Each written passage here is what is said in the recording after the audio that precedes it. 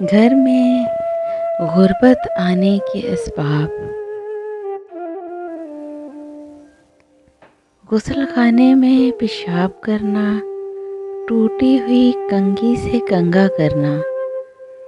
ٹوٹا ہوا سامان استعمال کرنا، گھر میں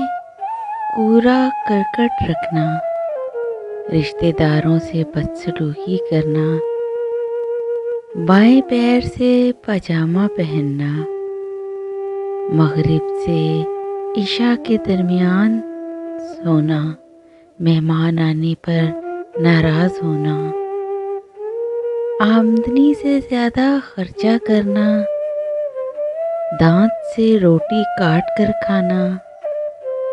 40 دن سے زیادہ زیر ناف کے بال رکھنا،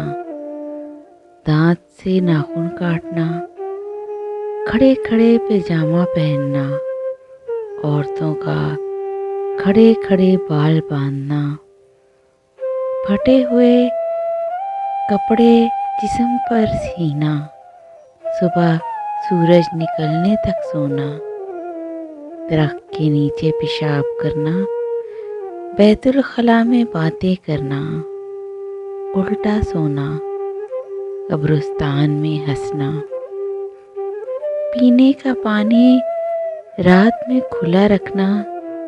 رات میں سوالی کو کچھ نہ دینا، برے خیالات کرنا، بغیر وضو کے قرآن مجید کو پڑھنا، استنجا کرتے وقت باتیں کرنا، ہاتھ دھوئے بغیر کھانا کھانا، اپنی اولاد کو کوسنا، دروازے پر بیٹھنا، لہسن پیاز کے چھلکے جلانا، فقیر سے روٹی یا پھر کوئی اور چیز خریدنا، پھونک سے چراغ بجھانا، بسم اللہ پڑھے بغیر کھانا کھانا،